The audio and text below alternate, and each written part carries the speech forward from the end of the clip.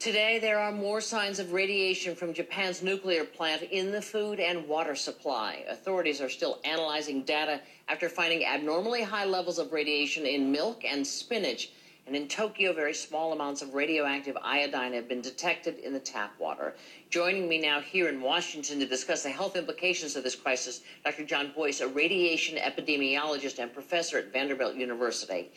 And with a long history of studying, you were just in Hiroshima, you were telling me. I know you studied Chernobyl and the after effects of that, 3 Mile Island. So let me start with what you know about what's going on in Japan now. How troublesome is this latest news that they're finding traces in spinach and milk, and it's showing up in the tap water in Tokyo?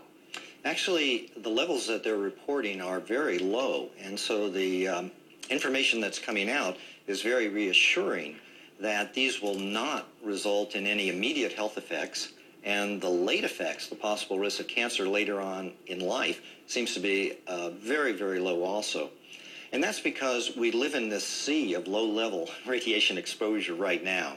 And the amount that's in the food supply or that's been reported is just very small and adds very little to the amount of radiation we receive from natural sources. So for those that are far away from the nuclear reactors, we're looking at something that's quite doable, if you want to use that word, right? That's right. Tell me about these workers. The workers now are receiving a little bit higher levels, and they've increased the allowable level for, they're called emergency workers. And the allowable level in emergency was 100 units, 100 millisieverts, and they're now being allowed to receive up to 250. So for some of the workers that are involved in putting more and more water on the burning reactor, they will be increasing their future risk of cancer perhaps up to about 1% right now. But the levels even among the workers are not of sufficient magnitude to cause radiation sickness. This is not Chernobyl, in other words. Chernobyl was a major radiation accident. The fire burned for 10 days, and radiation was released into the environment for 10 days. The workers themselves received so much radiation that 28 of them died within 4 months. It was just a massive amount of exposure. And the population received very, very high levels of radioactive iodine in the milk supply. And many of the children, over 6,000, developed thyroid cancer because of that massive amount of radiation release. Chernobyl, a major radiation accident, it did not have a containment vessel. There was massive releases of radiation for 10 days. That is not equivalent to the Fukushima situation, which has a containment, and the releases, although they're detectable, they're very small. So if the workers at Fukushima that are there at the plant trying to get it cooled down, if they were 50 and over, let's say, someone said if they are more likely to die of something else than of anything that would happen to them as the result of the radiation they've gotten so far. Do you buy into that? Oh, of course. You're exactly right. And there's two reasons why. One, the young are more susceptible to the cancer-producing effects of radiation. So there's more susceptibility if you're a child. But then there's a latency. There's a time that it takes for radiation to cause cancer. And it's about 5, 10, 15, 20 years. You don't develop cancer immediately after you're exposed. It's very, it's later on in life.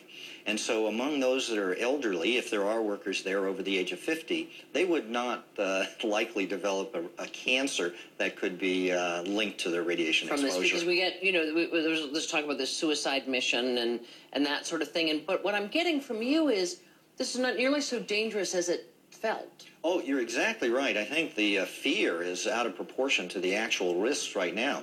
I might even on the workers, and the workers have been my concern because they are exposing themselves to higher levels of radiation. The radiation fields, no question, around the reactors are higher than normal. But right now, and from what I have read and understand, only 6 workers have received more than 100 millisieverts. Okay, that's a unit of radiation. We receive from natural sources 3 per year, so it's larger than what we receive naturally. But in contrast, the former Soviet Union sent 500,000 recovery workers to Chernobyl to clean up the radiation damage. Their average dose for this 500,000 workers was 100 millisieverts. So on that side, there was a massive radiation release with a very major cleanup effort. Right now in Japan, even among the workers, the ones that will experience the highest exposure, there's only 6. So what is the biggest threat right now, from if nothing more happens, and we've had some people say we think the worst is behind us, but we'll see. What is the biggest threat to the environment, and what's the biggest threat to people? Well, to the environment would be if there was any continuing radiation contamination, and it probably would be locally, where the reactor on the ground and the cesium would remain for, it has a half-life of 30 years, so it would be around for quite some time. The radioactive iodines, they have a half-life of 8 days, so in 3 or 4 months they're all going to be gone, so that won't be an issue. So for the environment and perhaps a little bit in the food supply, the Japanese government will have to be monitoring what the levels might be in the environment near the reactors. With regard to the health effects, probably the largest effect will be psychological, that people will have been concerned that they were exposed, they were evacuated. It follows after this terrible tragedy with the earthquake, the tsunami. Many, many thousands of people have died, the bodies washing on the shores. Terrible tragedy, and now you add this nuclear crisis and people have been disrupted, again, moved from their homes. The psychological effects will probably be the lasting effect of this accident. Than the physical. Yes. Dr. John Boice, radiation epidemiologist out of Vanderbilt University, thank you so much for your expertise. Appreciate it. You're welcome. When we come back, Fareed Zakaria's take on the disaster in Japan during a conversation with the head of Sony.